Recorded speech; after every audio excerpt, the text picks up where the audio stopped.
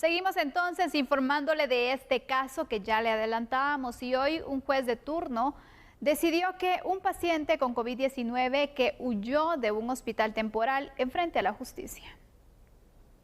El 16 de abril de este año, el organismo ejecutivo confirmó que 2 pacientes positivos a COVID-19 se escaparon del hospital temporal Parque de la Industria en la zona 9 capitalina. Uno de los pacientes fue capturado por la Policía Nacional Civil en los alrededores del Parque de la Industria en su intento de fugarse y fue identificado como Marco Tulio Palencia. Este 16 de julio, en un juzgado de turno en la Torre de Tribunales, se resolvió que Marco Tulio Palencia sea investigado por su intento de fugarse del hospital temporal en abril de este año. El procesado enfrentará a la justicia por el delito de contravención de medidas sanitarias contemplado en el artículo 305 del Código Penal. El sindicado logró evadir la prisión preventiva al ser beneficiado por el juez de turno con una medida sustitutiva. Para evitar su ingreso a una cárcel, se le impuso una fianza económica de 6.000 quetzales. La Policía Nacional Civil en su base de datos tiene registrado a 3 personas que, siendo pacientes positivos a COVID-19, se escaparon de los centros asistenciales donde eran atendidos. Uno de estos fue el otro paciente que se escapó del Parque de la Industria de la zona 9. Bueno, este es un tema interesante, ¿no? Porque recordemos aquello, esto pasó el 16 de abril, un mes apenas que prácticamente se había evidenciado el COVID-19 en Guatemala. Escuche usted, existen registros oficiales sobre la fuga o evasión de los hospitales que atienden a pacientes con COVID de 3 personas que se evadieron en su momento. De los 3, Sandy, hay que decirlo, únicamente uno de ellos logró ser recapturado, de quien estamos hablando el día de hoy. Y hoy precisamente quedó ligado formalmente a proceso penal, acusado de contravención de medidas sanitarias, obviamente artículo 305 del Código Penal. Este delito penal tiene una sanción máxima de 3 años de privación de libertad, por lo cual hay que decirlo también claramente, es un delito conmutable, pagando una caución económica impuesta por el juez. Ya lo vamos a explicar. Los otros 2 pacientes evadidos se desconoce completamente su paradero. Lo que sí se sabe es que uno de ellos era coloquialmente, como se dice aquí en Guatemala, un coyote, es decir, un tratante de personas. Así que ahí tenemos este caso expuesto, Sandy. Un coyote que posiblemente ya se encuentra en otro lugar, porque sí, sabemos entonces la facilidad sí, también que se les da poder estar de un territorio a otro.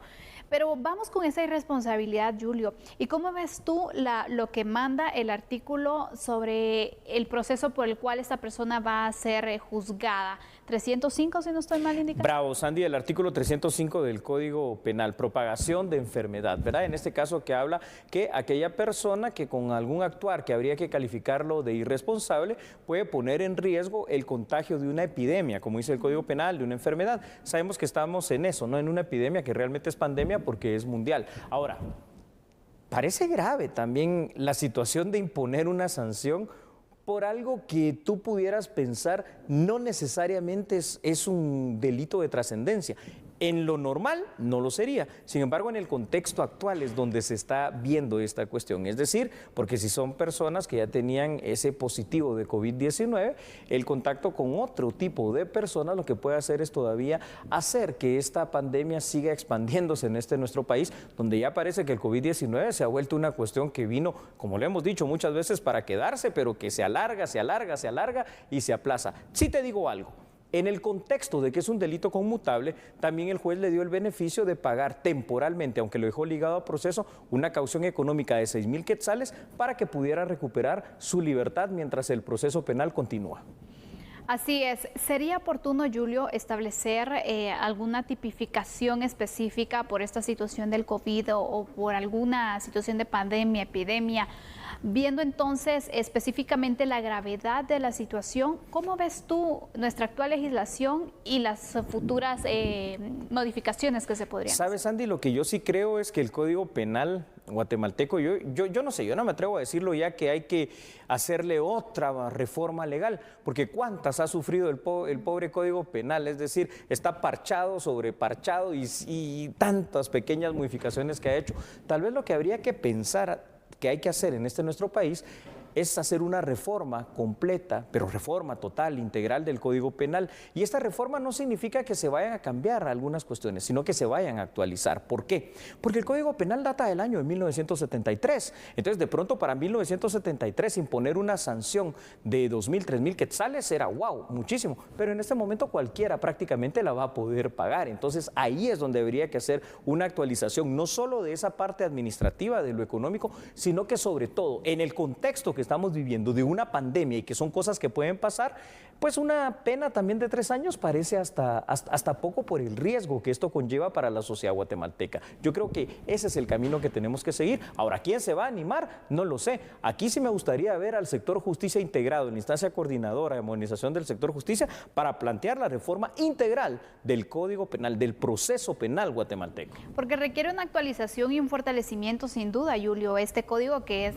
uno de los importantes, por supuesto, totalmente, dentro de la legislación guatemalteca, así que valdría la pena que se pudiera incluso las universidades hacer sus recomendaciones, bravo, todos los sectores, bravo, para crear entonces un proyecto de país, te diría. Correcto, y ver en algunas cuestiones si hay delitos que hay que incluir, porque no puede ser que esté tan desfasado que se tenga que hacer, por ejemplo, por aparte una ley contra la delincuencia organizada, que también sanciona penalmente, incorporando al Código Penal. Entonces, todo esto debe quedar unificado. Los romanos, por eso les decían códigos, ¿verdad? Código lex, es decir, código de ley, donde se reunían por temas, en este caso por el tema penal, las distintas normas, ¿verdad?, que iba a regir a la sociedad romana. Pues lo mismo tenemos que hacer acá. Lo único que el tema penal ya se nos salió de control. ¿Me permite solo presentar unos últimos datos? Por supuesto. Gracias. Véalos, por favor, usted en pantalla, y con esto prácticamente cerraremos el tema. Hay que decir lo siguiente: puede parecer excesivo el ligarlo a proceso por un delito penal que parece leve. Sin embargo, Sandy, ya dijimos, el contexto actual del COVID-19 hace que el peligro de contagio sea real. Importante es también reflexionar sobre los protocolos de seguridad implementados en los hospitales que atienden pacientes con coronavirus. 3 se evadieron, ya no lo han hecho, quiere decir que probablemente ya mejoraron. En este momento, dado el alto índice de contagios, es tarea de todos cuidarnos en lo personal, con lo cual estamos también cuidando al resto de los habitantes. ¿Qué piensas tú, Sandy?